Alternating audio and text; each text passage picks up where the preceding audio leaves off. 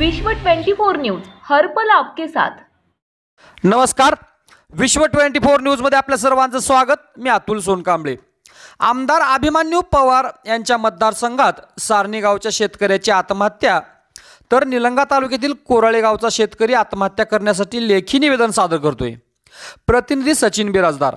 औसा मतदारसंघातील सारणी गावच्या शेतकऱ्यांनी आत्महत्या केली, तर निलंगा तालुक्यातील कासारशिरसी जवळील कोराळे गावातील शेतकरी रमेश रावसाहेब पाटील, मुक्काम पोस्ट कोराळी, तालुका निलंगा, जिल्हा लातूर हा शेतकरी सध्या आत्महत्या करण्याकरिता शासनाकडे लेखी निवेदन सादर करतोय।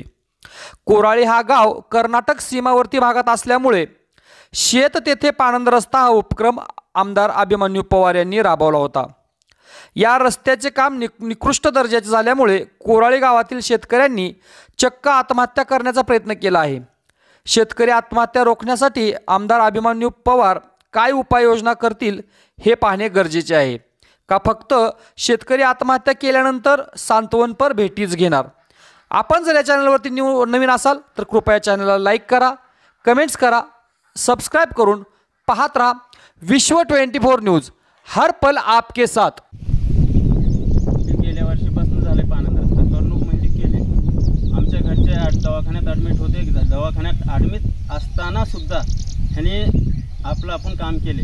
इथपर्यंत येऊन मला डायरेक्ट बोलवून घेतले, फोन करून बोलून घेऊन त्यांना सांगितलं, बाबा केला होता रस्ता करा, पण पाण्याचा प्रवाह भरपूर आहे, पाणी काढून द्या। पाणी काढून काय दिले नाही त्यांनी। पाणी तेवढं रस्ता केले, निघून गेले। आणि गेल्या वर्षी पूर्ण पाणी माझ्या शेतात येऊन नुकसान गेलं।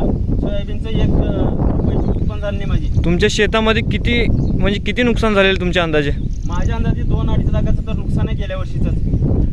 नुसतं सोयाबीन पलीकडल्या वर्षी मी 80 गट्टे सोयाबीन काढलं, तर गेल्या वर्षी 7 का 8 गट्टे सोयाबीन काढलं। ती बी काळे कोण घ्यायला तयार नव्हतं बाजारात। आणि गंगथडे साहेब एक्झिक्युटिव्ह इंजिनियर त्यांनी येऊन बघून गेले, तिथं माझ्या बनमीपर्यंत आलते। तुम्ही हे संदर्भात तहसीलदारला दिलात का तुम्ही अर्ज? त्याला सांगितलं, तहसीलदार दिलोय, डेप्युटी कलेक्टर दिलोय, BDO दिलोय, जिल्हा परिषद बांधकाम विभाग दिलोय, कलेक्टर साहेब दिलोय, आणि ह्याच्यानंतर लास्टला ह्या वर्षी 2दा आयुक्तालयाला दिलं, पण ह्याचं काही व्हायला तयार नाही। आता एकच पर्याय आहे माझा, की मस्त आनंदात आत्मदहन करणे किंवा आत्महत्या करून मरून जाणे। त्यांना जर ते आनंद असेल तर मला त्याच्यापेक्षा राहण्यात कामच आहे। त्यांनी तर आनंदानं राहतील, हिच्यावरी मी काहीच नाही। आता ह्यांना हे धमकी वाटलेली, माझी धमकी नसून हे आत्महत्या करेक्ट आहे हे समजायचं। कधी मरीन, कुठं मरीन, कसं मरीन हे मी सांगणार नाही। मेन मला त्रास ते JE आणि डेप्युटी इंजिनियर आणि एक्झिक्युटिव्ह इंजिनियर। तुमचे कारण म्हणजे तुमचा हे पाण्याचा प्रश्न आहे ना, त्याचं मूळ कारण काय?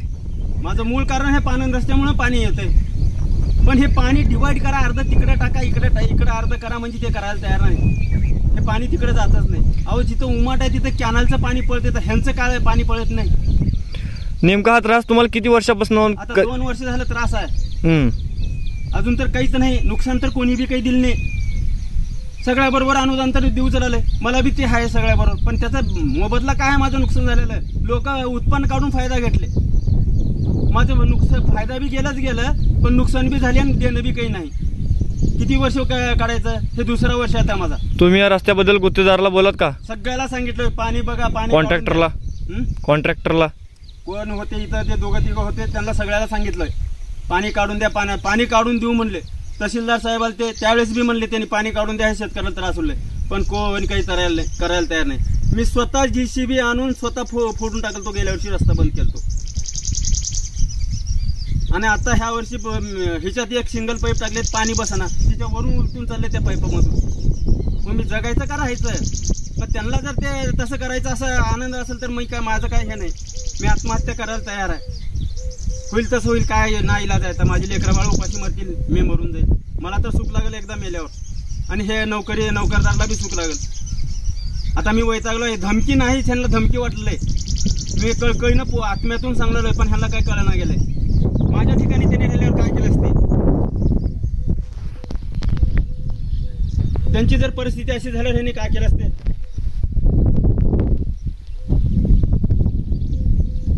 आणि त्यांना मी लिहून दिला, 25 तारखेपर्यंत जर नाही केलो तर मी आत्महत्या काही बी करणार, कुठं बी कसं बी, ह्याच्याशिवाय पर्याय नाही।